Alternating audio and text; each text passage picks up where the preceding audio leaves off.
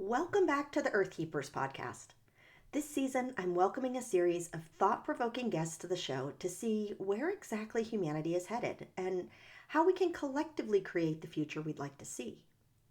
We began the season by discussing ideas around creativity, storytelling, songwriting, and myth to begin to imagine new realities here on Earth before hearing from guests who are creatively working with sound, crystals, light, animals, and sacred geometry to help us remember how our reality here on Earth actually works and how we can creatively bring some of this ancient future technology into our daily lives. As we're nearing the end of the season, I'd like to bring it full circle, back to where we started, but with some thoughts, ideas, and guests rooted deeply into the Earth.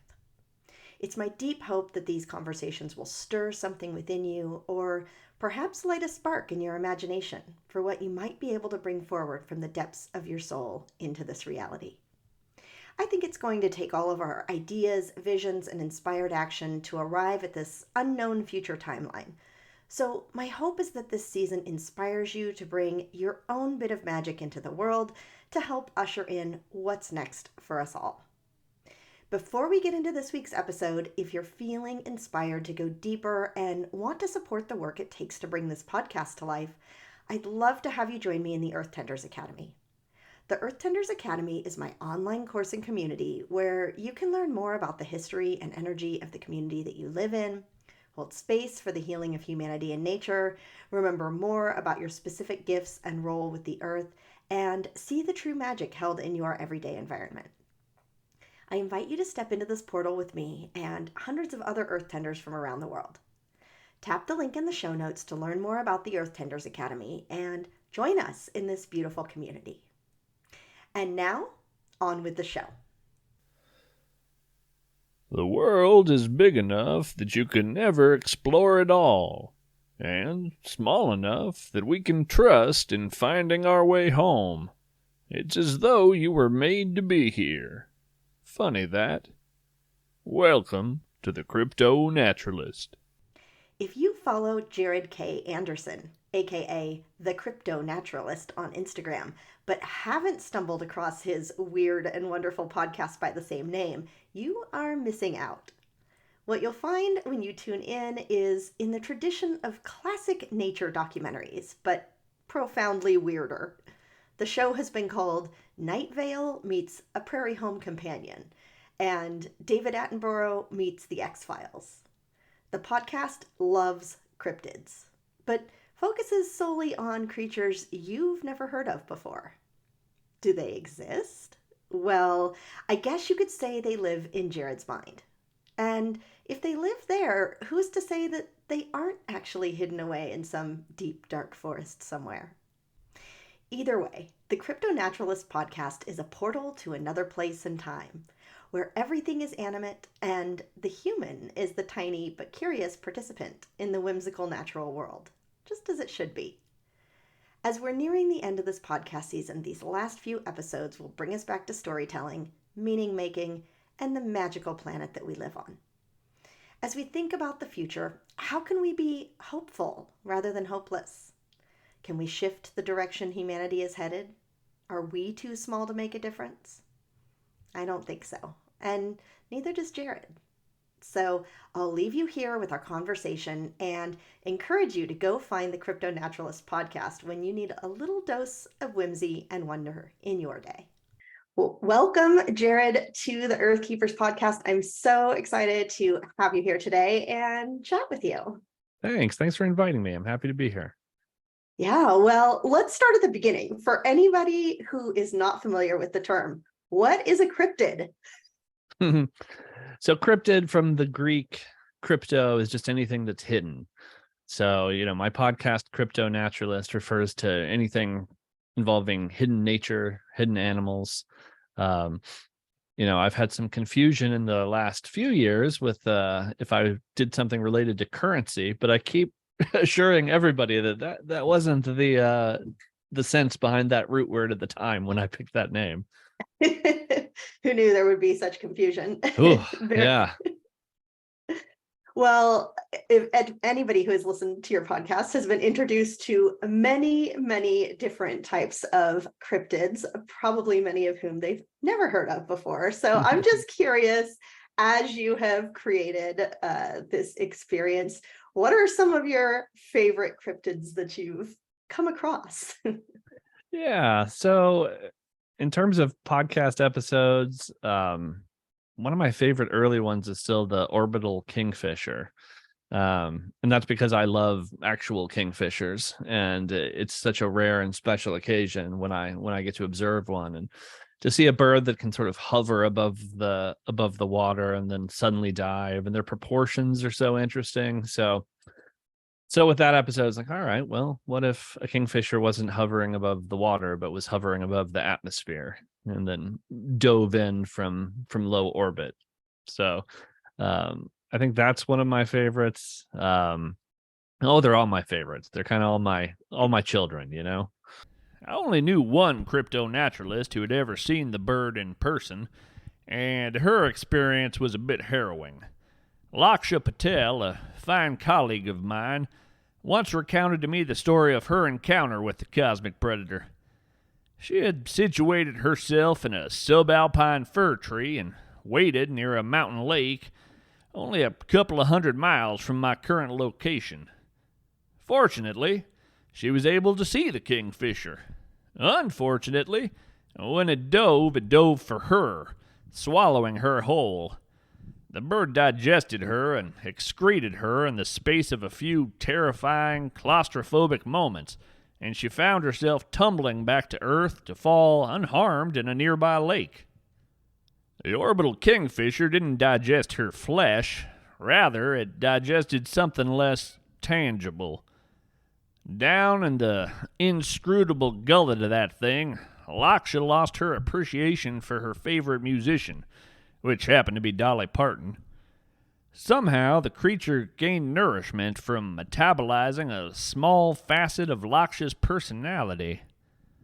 She confided in me later that there are days she wishes the creature would have taken something a little more mundane, like a foot or an ear. Yeah, I can imagine.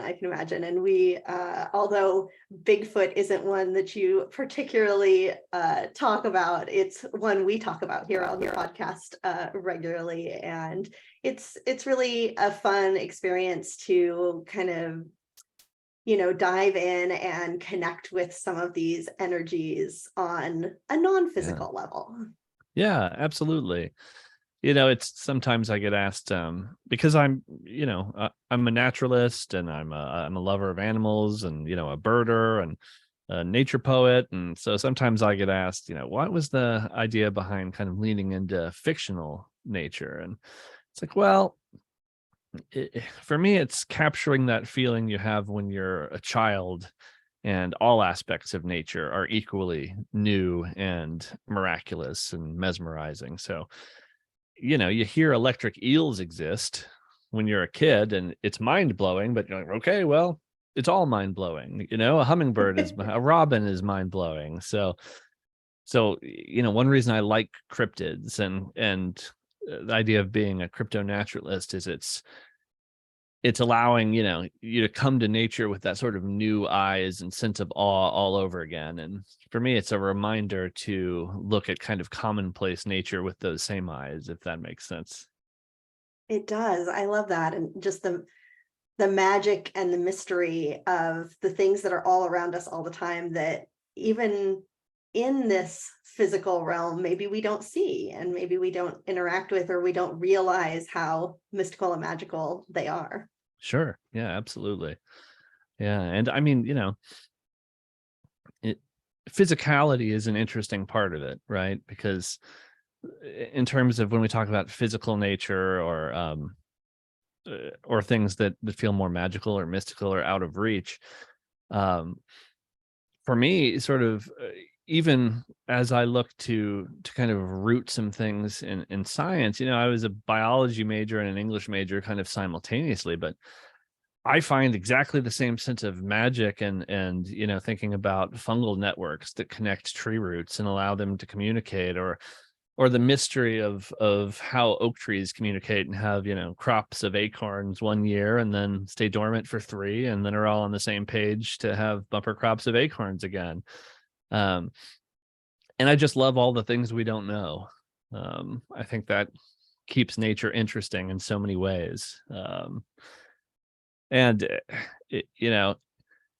I often talk about meaning as being such a fundamental human need, and one that I like to think is a participatory kind of need. The idea of taking like the nectar of experience and making it into the honey of meaning, and that involves us. And so, okay, seeing a maple tree, touching it, smelling it, maybe tasting maple syrup is the nectar, but then the synthesis we do with that when we think about ourselves and our place in the world, that's where the honey comes in. Yeah, it's so beautiful. I was just thinking, I read recently something about how mycelium and the mushrooms almost conspire with the weather, right? To move the spores around and do these different things. And the theory being that, maybe mushrooms are even controlling the weather more than we realize in order to get what they need. And I just think, it just blows your mind wide open thinking of something on such a different level than maybe you've experienced it. Oh yeah. I mean, and the fun part is that would be shocking. And yet we're constantly shocked Right. when we learn, new things. And it's just a delight. And I'm 42 years old, and I've been out in the woods most days of my life. And I live in sort of a rural area of Ohio, and I was out walking a couple of days ago and saw a fungus I'd never seen before. It's not as if I haven't been paying attention. It's right. just, oh, okay, well, hello. So nice to meet you. Yeah.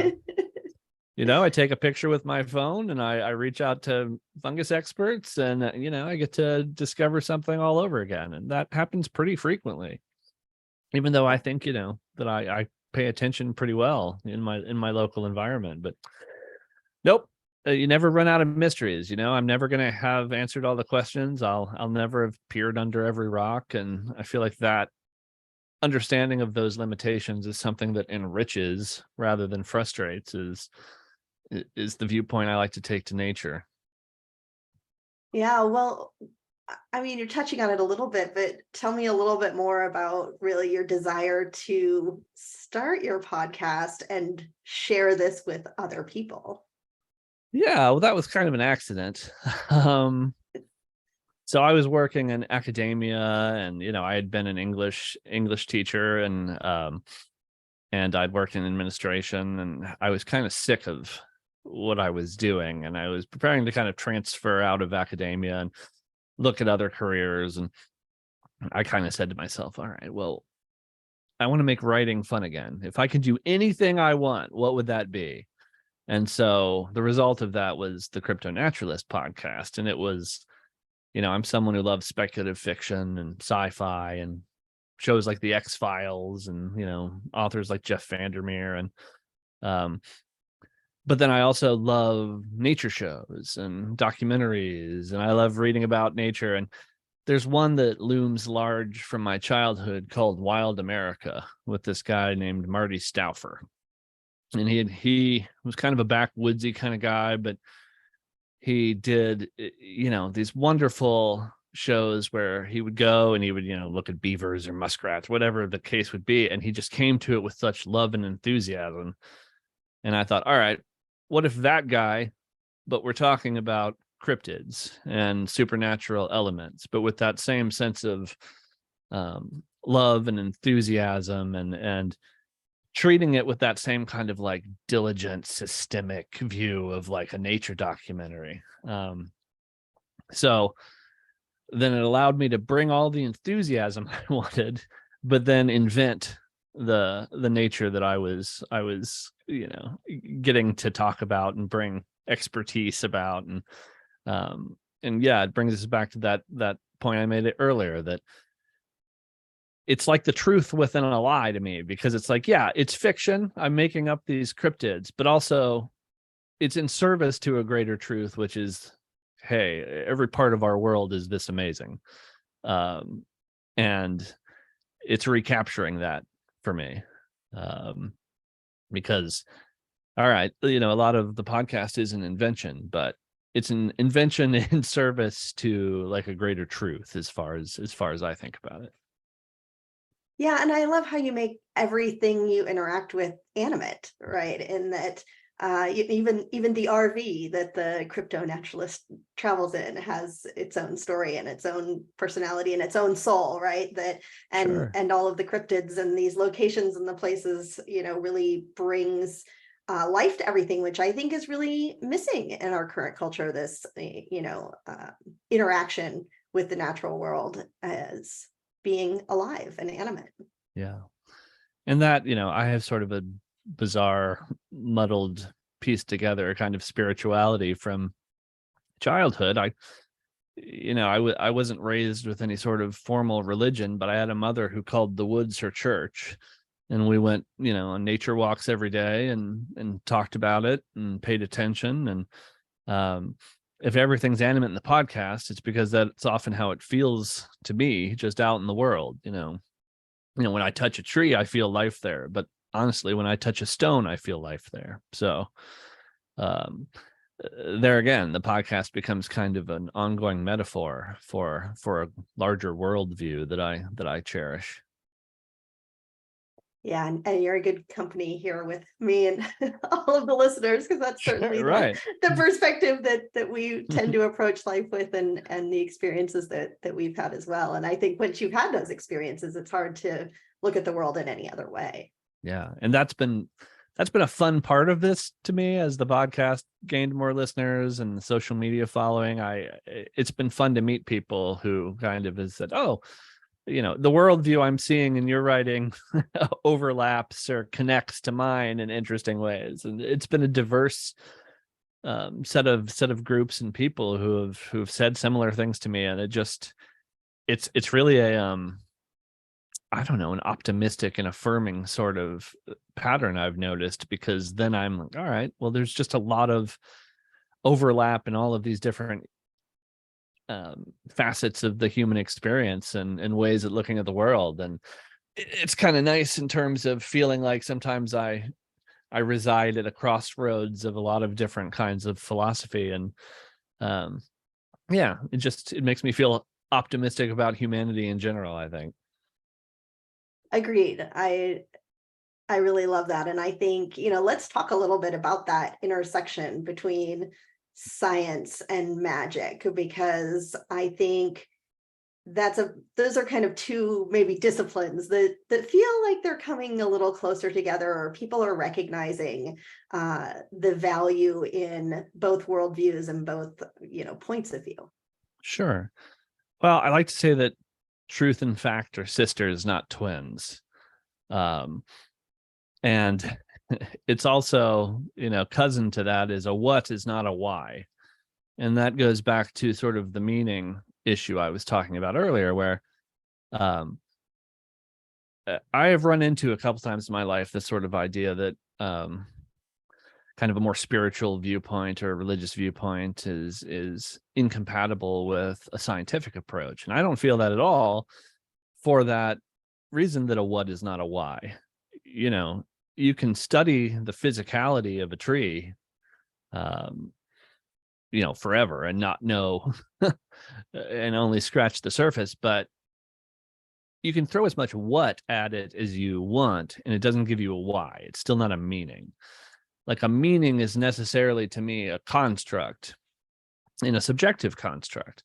And sometimes subjective is sort of a dirty word, but I don't think it is at all. I think it's kind of a fundamental part of what we need as human beings. Like how we view ourselves as part of the world and part of the story of the world takes decisions, subjective decisions from ourselves. And not only is there nothing wrong with that, but I think it's vital to everyone. I mean, if I have a master's in Renaissance poetry, and, I'm kind of a student of the history of meaning making, if you will, if you look at the history of poetry and writing. And that need crops up everywhere. Everyone's trying to figure out themselves and their place in the world through storytelling. And identity itself is sort of the story of ourselves we tell to ourselves, and all of this meaning making and letting fact and interpretation interact in a way that enriches and uplifts us. To me, kind of that's where magic comes in, is this feeling of significance that is very real and very vital and very much needs our participation. And I found some hardcore science perspectives sometimes, like, oh, well, that's just window dressing. And it's not. Like, everything from observer effect in science, where we see that observation changes results, to just the wins and whys of how we keep getting up in the morning. Like, these sort of viewpoints and interpretations and ways we make meaning and kind of exert our own viewpoint on the world. Like, I think it's fundamental, and I think it not only shapes us, but it really does shape our reality. And so that's a long-winded way of saying that, like, I don't think science is the beginning and ending of how we learn about the world and ourselves, or how we sort of exert ourselves and our personhood onto the world, and how we interact and appreciate nature. There's just a lot of different ways of knowing, and ways of making meaning, and I think it's arrogant and bizarre to try for anyone to close themselves off and not listen to other people's sort of ways of accessing knowledge and meaning. Did I answer that question at all? I kind of straight up. No, that was perfect. And I think, I was just thinking about that, what you mentioned about the Renaissance and that timing, really, of, religion maybe subsiding in order for science to take over, and that whether it was an unintended consequence or not, we kind of have, the last few hundred years, come to this place where we're worshiping at the altar of science, for lack of a better term, and religion, although certainly not absent or gone, we don't have that collective agreement of, this is our origin story, this is how we got here, this is what we all believe in. And so it feels like maybe that's some of what's difficult about bringing these two things together, is that lack of agreement. Yeah, sure. And I think people feel an absence when they look at the what, not the why, when they only think in terms of fact and not truth, as it diverges from fact. Like, I think people feel that absence, and then they try to find ways to fill it. My argument usually, and honestly, I don't have an argument, because I want people to do whatever they need to feel whole and happy and in touch with nature. But I feel like it's participatory. Well, you've shared before about your feeling that we should shift the discussion around things like biodiversity and climate, from listing facts to telling stories. So can you share a little bit more about your thoughts on that? Yeah, I sometimes feel like part of the problem is that folks feel this false dichotomy between themselves and nature, that they feel like, I mean, it's ludicrous when you say it out loud, but they think that, like, a sheet of drywall and a door somehow have removed them from the systems of nature, and that climate is an out there problem, which is bonkers, but is also, I feel like, kind of an insidious cancer of disinterest that has spread among people, because they don't feel like they have a role in nature, or that nature has a role in their lives. And so things like biodiversity, it's hard to care about something that you don't understand and feels like an out there problem. And in terms of politics, so many folks think about politics like a team sport, and if that isn't a question that my team or my brand deals with, then it's not for me, and I can laugh at it. And so when I try to think about what's the way out for that, I don't think it's a list of facts. List of facts, very important. We need those, science, evidence-based approaches, very important. But when you need to get other people interested in why it even matters to ask these questions or do this research, then that's more about buy-in in terms of caring. And the fundamental root for me for people to care about nature is to understand that every breath we take is a conversation with nature. It's the oxygen you breathe, the iron in your blood. I mean, every part of you is from nature. And the idea that nature is out there and not that our minds and our thoughts, arose in this world through the same natural process as any oak leaf, we lose that. And then suddenly nature's an annoyance. We get our food from the store. It's hot out there. We close doors to keep bugs out, and that's our view of nature. And it's hard to get people to care or act or participate in becoming stewards of nature because has nothing to do with them. And I said earlier that identity is the story of ourselves that we tell to ourselves, an evolving story. In order for nature to become part of that, that's a story question, not a fact question in many ways. So to get people to understand that the story of nature is the story of you and me, I think that's got to be part of how we approach, the climate crisis. Yeah, and it really is interesting, how separate people feel from this place that we all came from, and this place that's really, it's all around us and surrounds us every day. But we've really done a good job culturally in convincing ourselves that that's not true. And so I think it's interesting. I mean, your storytelling, although the theme is similar, feels different on the podcast, for instance, than on social media. You're using poetry and storytelling and those types of things in a different way there. And I just wonder, what's your feeling around how storytellers can perhaps lead us to this place where we can remember that connection that we have?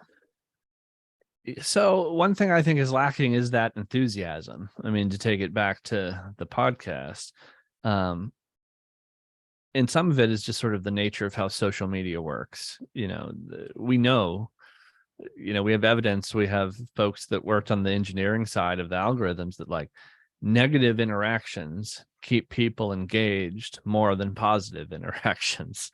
So social media is incentivized to skew toward the negative. Okay. So if most of your associations with nature or the climate or wildlife is couched in the context of a negative story or something that makes you feel bad or hopeless, I mean, I'm thinking of the book Braiding Sweetgrass.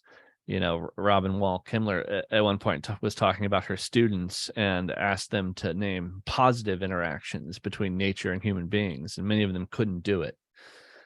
And it's like, if all of your interactions with the idea of nature, climate, biodiversity are bad news and negativity, then I think a lot of people just sort of develop a callus. They just shut it out. I occasionally will post something positive about nature and I'll get a response to it. It's like, well, once human beings all die out, that'll be good. Or like, we're a cancer. And it's like, wow, that you're as natural an animal as any sparrow, right? Like this idea that we're here from some other dimension or that we're not part of this place. And that we're either here to consume it and use it and disregard it, or the best thing we can do is disappear.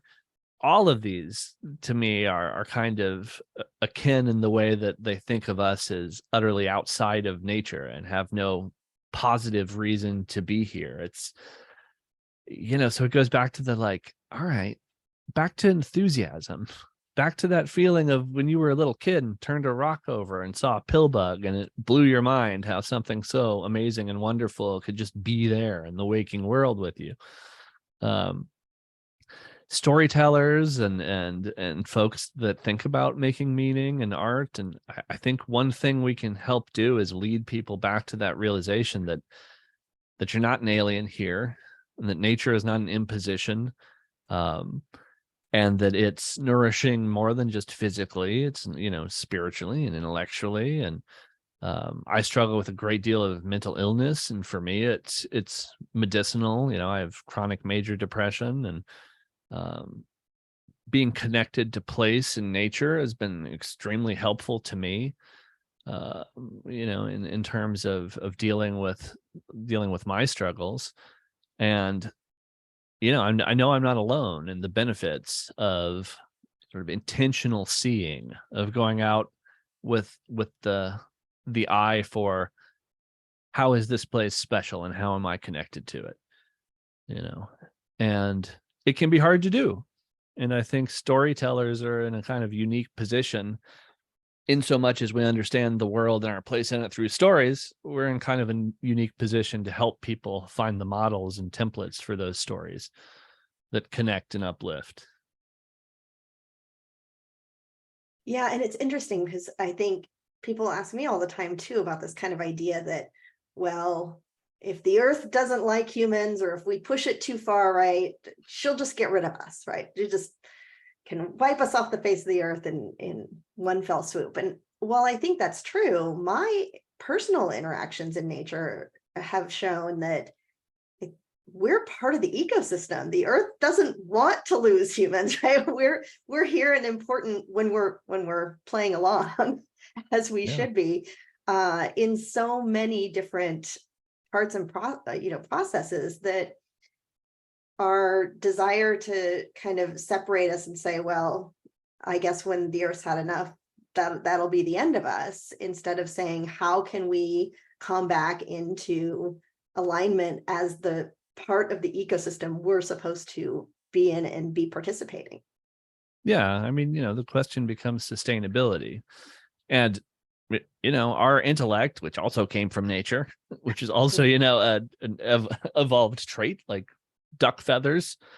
What we're noticing is that, like, all right, this isn't a sustainable rate of growth, of consumption, of pollution, etc. But there's nothing unnatural about that. Like, that's part of our evolved natural traits, sending off alarm bells that, all right, we need to change behavior. Is that unnatural? No. That not at all. And then there's this strange bias, and we talk about the dichotomy of, like, well, nothing human can be natural or part of an ecosystem. My friend Rebecca Helm, who studies ocean life and ecology, and talks about, she was telling me about how plastic in the ocean, they're finding that certain plastics that float are being inhabited by the creatures that used to rely on driftwood, because we've cut how much driftwood reaches the ocean by like 80%, by having more control over the rivers and dams. And there used to be a lot more driftwood in the ocean. Okay, a lot of creatures used to live on that driftwood, and those creatures are learning how to live on floating debris from humans. Is that okay? There have been instances of sort of Western scientists working with indigenous populations, and like the indigenous populations being like, well, leave that plastic, the animals are using it. And they're having to be kind of an adjustment of viewpoint from sort of the Western science, and like, oh, okay. There's sort of an implicit bias of like, well, a human thing doesn't belong here no matter what. You see it in terms of people talking about how they visit nature too. Like, if you touch a tree that's growing next to a parking lot, it doesn't count. You have to go to a pristine national park. It's like, why? Well, because we see this sort of firm delineation between human spaces and what can be a natural space, as if all these things weren't completely interconnected. But there again, we're back to meaning. And how do people learn new ways of meaning? It's like stories, people don't usually change their view, in my experience, of who they are or their view of meaning or philosophy from lists of facts. It's stories that connect with people and shape their worldview. And I think that's why it's so important. It's true. And, I live at the doorway to a national park. And so have certainly seen it all in terms of people not only really having a deep desire to come and visit these places for obvious reasons, but then kind of having a lack of understanding of how to interact, or just being terrified, right? Living somewhere where there's bears and you need to carry bear spray, right? But then not taking the time to understand, like, how likely is it for you to interact? And what are the other ways that you can interact when you do see a bear, rather than, panicking and spraying bear spray on everybody that's with you. Yeah, right. Like having a horrible day. So it is really interesting to see how there's like this deep-seated desire for people to make these connections and to get in these places, but then kind of a fear of them because of their lack of knowledge or research before they visit a place. Yeah, it's fear of the unknown. I mean, a lot of folks don't have any way that they feel like they're connecting with nature. And so you get out there and it's sort of a panicky situation. I went camping with a group of friends recently, and many of them hadn't been camping. And I got a lot of like, hey, Jarod, is this a brown recluse spider? Nope.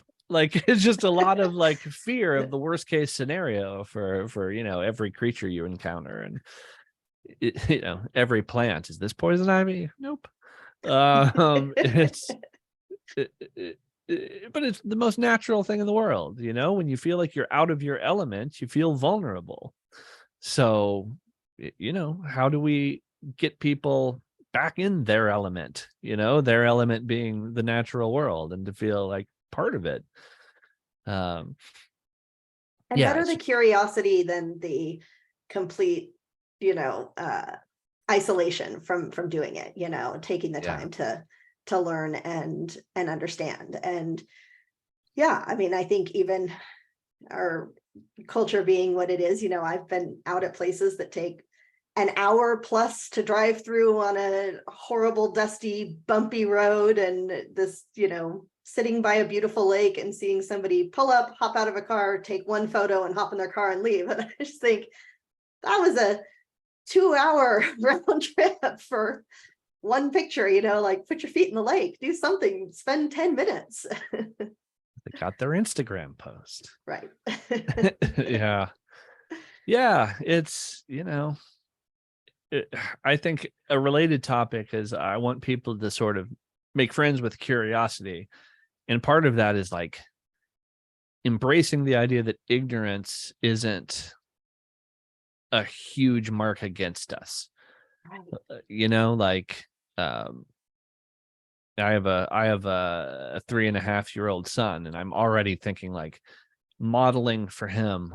I don't know the answer, and isn't that exciting? Like, let's look it up. Like, rather than this idea that like we have to be unassailable and have to have an opinion on everything and have to just know, gut feeling on everything. Just the idea of being open to new information.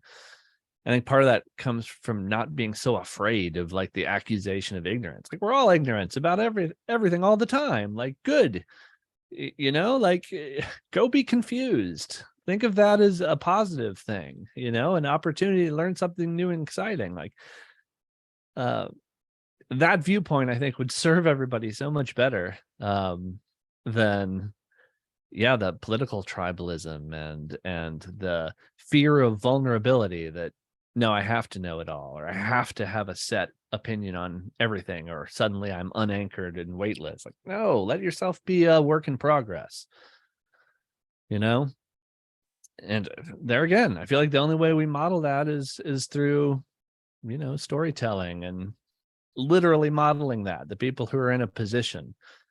When I used to teach college English classes. It was great. If somebody asked me something I didn't know, so I could admit that. It's like, oh, good. Kind of in the back of my mind, I was like, nice.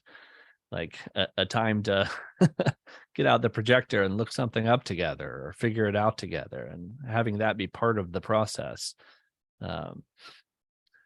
Yeah. And, we talk sometimes about branding as a thing corporations do, but people do it for themselves.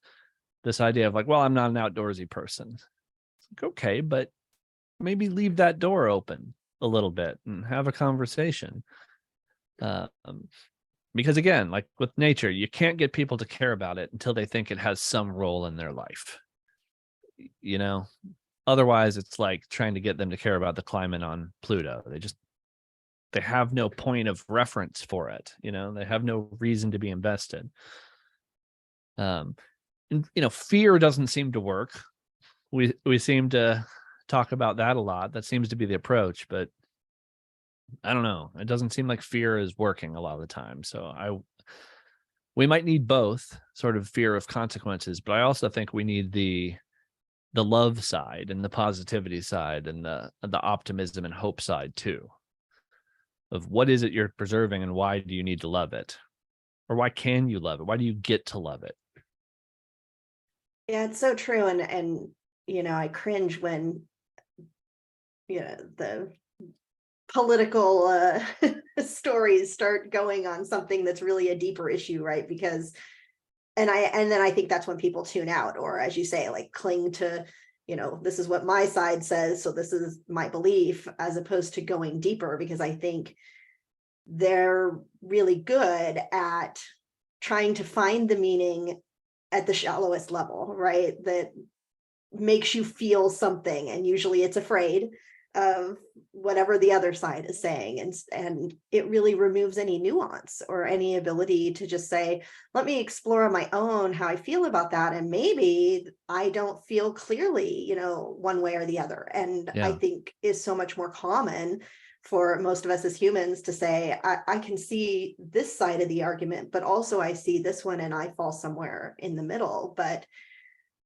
that the overwhelm of information these days lets us really kind of click into a headline or a big picture story and never explore that nuance. Yeah. And language is so important. I mean, I forget who it was the other day, but it was a recommendation to stop saying climate and start saying pollution, because climate change has become a political buzzword, but who is going to argue against fighting pollution? Like, because words, start to take on certain connotations, and then they kind of lose their value to the conversation sometimes. So you don't want to think that you can be manipulated by marketing, but you can. Like, that's why people do it. That's why people spend billions of dollars on it. Like, the way we talk about things and the words we choose and how we appeal to people, like it matters. And the truth is, scientists aren't always the best people to craft those messages. I think that's a role that storytellers and artists and creatives and spiritual leaders, they all have a role in this. Because also there isn't one answer. If you're talking about how to get people interested in nature or climate, or how to get them invested in protecting and improving their world, who are we talking about? 8 billion people? Like, there's not going to be one approach, but so it needs to be agile and adaptable and flexible. And I think it needs to go back to being rooted in the idea that nature isn't separate from us, that it's who we are, that it's family. It's not a commodity. Agreed. And that once people have those experiences where they can feel that for themselves, you can't help but have a different opinion about it. Yeah. It stops being a thing. It starts to be something more than that. Yeah. Well, along those lines a bit, you've talked about how really our culture can kind of lull us into this sense of hopelessness, that it's almost easier sometimes to be in those spaces and to feel like it's all too overwhelming, and what could I possibly do? And so I don't know that you have a cure for that, but what are your thoughts on that? Well, so I have to think about it a lot. It goes back to sort of the depression issue, like I've done a lot of work with CBT, cognitive behavioral therapy, and a lot of that is rooted in noticing the thoughts we're having when we're having them, because otherwise a lot of the thoughts can just feel like background static, and then you can't have a conversation with them because they're too slippery. So I think that happens to a lot of folks with just the overwhelm of information and conflicting sources and on, and then it's all too big. I can't do anything. So the solution, I think, is to stop trying to own all of it. Stop trying to think you're going to have the whole picture. You're not. Stop trying to think that you're going to somehow come up, or that you're obligated to come up with the solution. You're not. But, there are billions of people concerned with the same things that you are. And so you have to think about sort of the exponential power of everybody doing a little bit. I sometimes think of issues like climate change as this colossal boulder, right? This 30-foot tall boulder. You can't move it by yourself. That's true. You could also run at full speed and smash your body against it. That will destroy you, but it will also not move the boulder. That's also true. So what's our obligation? I think the obligation is to put your hand on it and sort of lightly press to your ability toward the direction of your values. The boulder moves when enough people are pressing in that same direction. So it's about doing something and avoiding the despair that comes from thinking that you need to do everything. Like there isn't going to be like a win scenario. It doesn't work that way. That you're going to come up with, or that nobody can do it all. Nobody can shoulder it all. Nobody can pay attention to it all. You also have to kind of recognize the intrinsic worth of ourselves, and the fact that we as people deserve peace and to feel safe and to relax and rest. And you have to honor all of these things because, often the piece of nature closest to us that we can influence is ourselves, our own mind and bodies, which are just as natural as any river valley. So find a way to press on that boulder toward your values. Do something, right? Something. And then also take time to realize that this isn't, you can't move the boulder by yourself. And you also have to honor the fact that you deserve to feel safe and, at peace, and that hopeful, and that, life is worth living. So it's a balancing act. But the hopelessness is seductive, because if you lean into the hopelessness, what it really says is you have permission to do nothing ever, because it's hopeless. So it's really a license to put it out of your head completely. And it's, the kind of all or nothing thinking that I have to work against sometimes as somebody who deals with depression. It's like, oh, okay, I'm seeing all these negative facts. All is lost, hopeless. Okay, well then I have permission to do whatever I want. I don't have to think about it all anymore, except to say, check the box, it's hopeless. So I think hopelessness is seductive in that way, because it closes the book, because a lot of people just want the book closed. And if there isn't going to be one simple solution for how to fix it, close the book and think, all right, well, it's done anyway, it's hopeless. But of course, that's not how anything works. That's never that simple. No, and I think it is really easy to get into that place, because we think not only is there nothing we can do, but that, there are much more powerful people, corporations, organizations that are doing things actively against what we might choose, right? That they are in, their decision making is in complete opposition to the decision that we would make, or the way that, we would push the boulder, that we're powerless against it. And I just think, they're doing the same thing. They're just taking action every day. They're just making decisions every day. And over time, it, gathers momentum and speed. And so if there were enough people who felt in an opposite way or a different way, also making decisions, taking action day after day, like it would start to balance out. It would start to shift. Yeah. Yeah. And I mean, sometimes it's as simple as choosing between two brands. Maybe you're not going to take down bad corporate actors everywhere, but maybe you can research what paper towel company is, operating in a more sustainable way. Or maybe you can choose not to use paper towels. There's something. That's what I mean when I say press lightly against the boulder. Like, there is something that can be done that doesn't derail your life, and I think it's a human thing. It's definitely a me thing that we think either I am on the front lines of this doing everything, or I need to give up thinking about it altogether. Like, no, that's not usually how things get done. Things get done with like a balanced incremental approach typically. And, a lot of us are in a capitalist sort of system that makes it hard sometimes to feel like you're in control of how you're participating. But, you can vote with your dollars on things. You can, donate, you can listen, you can lift up other voices. There's just lots of stuff you can do. If you're a storyteller, you can take time to educate. You can share uplifting, hopeful things, that help connect people to nature. There's just lots of ways to be of service to your own values.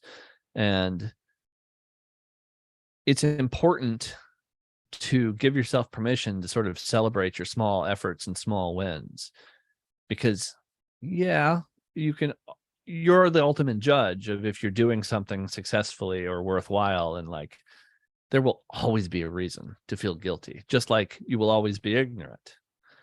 Of course, the point is to then also say to yourself, but that's okay, because like, I'm a limited, finite being, and my self-worth isn't rooted in this idea that I own giant global conflicts. No. Feel good that you chose the right paper towel brand or whatever, that you educated a friend on orb weaver spiders. There are just lots of ways to approach it.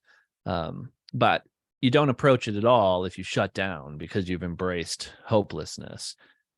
And, as we said earlier about like social media and the negativity algorithms, there's a lot of forces that pile on people these days that push toward hopelessness or despair or fury.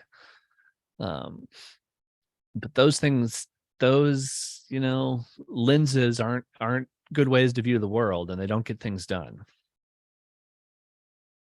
Yeah, it's such a good reminder. And I think is even just a good reminder that we're surrounded by the seriousness and the heaviness all the time. And I love that you've said that whimsy is powerful. And that's certainly one of the things that you're exploring on your podcast. But yeah, I'd love to hear your thoughts more on that.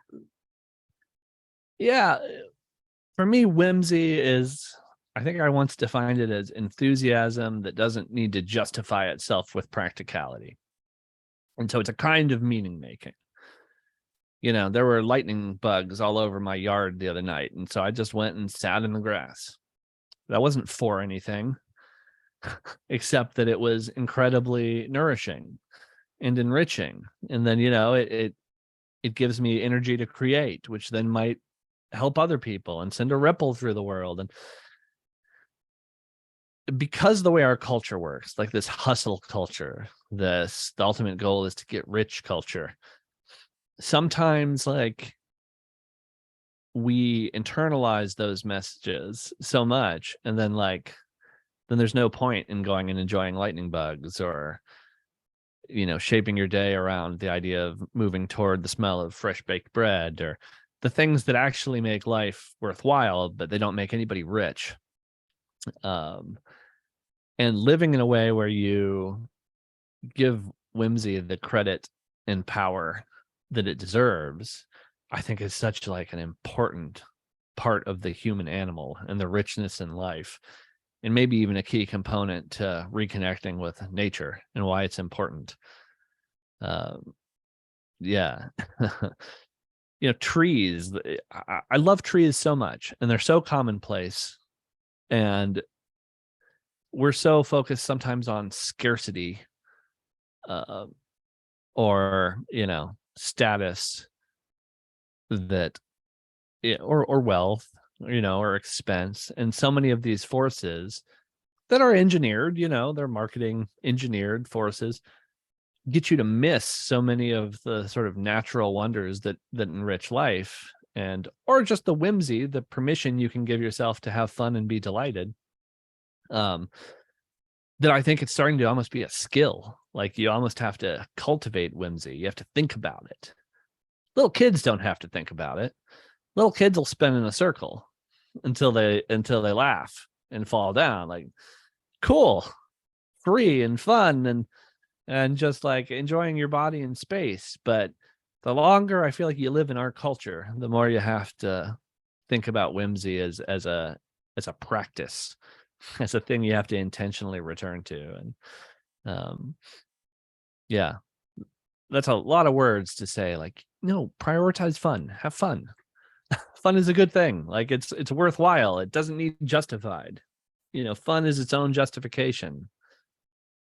Yeah, and I certainly on occasion will approach my walks out in the woods or out in nature with kind of the idea or the intention of, show me something magical, right? Just and inevitably it happens, right? Or I see something, like you say, the moss you've never seen before, or the a really cool animal or bird encounter, or just something happens that you think that was my own kind of setting that intention that there are magical things all around me, even in my backyard where I go all the time. Absolutely. I think magic is a thing you meet halfway. And so, like, yeah, you do your part to meet magic halfway. You often find that it's coming to meet you, it's walking its half. But there's a choice in that, and I feel like that's related to that choice to embrace whimsy. Beautiful. Well, before we wrap up, I would love to hear your own kind of imaginings on, what might the world look like in this future timeline when we're all remembering and reconnected to nature in this whimsical, magical way. Oh.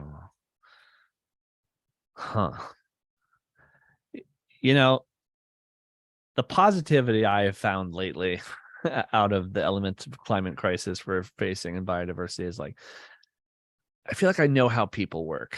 And I feel like sometimes you don't appreciate something until you're threatened to lose it.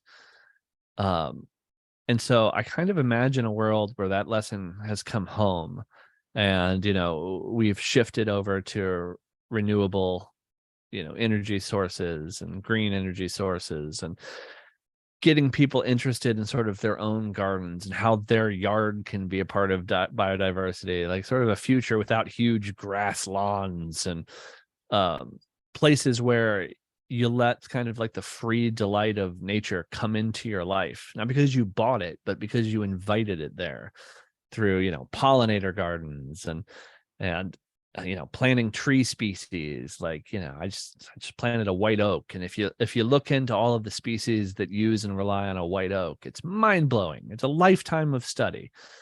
And so there's so much richness hidden in plain sight. I feel like in a future where people are more keyed into that, the conversations are so much more interesting, because people's curiosity takes them down different rabbit holes of discovery, and then, like, they want to tell you about what's happening in their oak tree in their yard, and then you have something to share because your yard's a different place, or your journey, the path you walk. And so there's so much richness out there that is just invisible because we've made it invisible.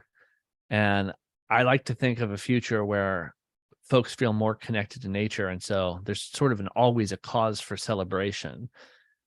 And then the cyclical nature of the year and the seasons, and so all of that becomes kind of an organic way to shape our celebrations and lives. And clearly we've seen that it has such an influence on human culture in the past. And it's just a fun, whimsical place, I think, defined by curiosity and excitement, and a feeling of general gratitude and thankfulness to be here.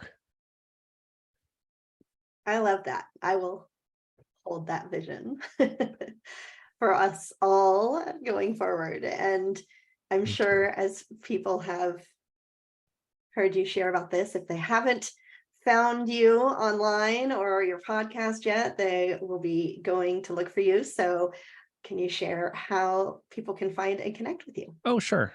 So I'm CryptoNaturalist on most social media. CryptoNaturalist.com. You can find my podcast there, any place else that you find podcasts. I have 2 poetry collections published right now, Field Guide to the Haunted Forest by Jarod K. Anderson and Love Notes from the Hollow Tree by me. I have a book coming out next year about sort of depression through the lens of connecting with nature. It's a memoir from Timber Press out of Portland.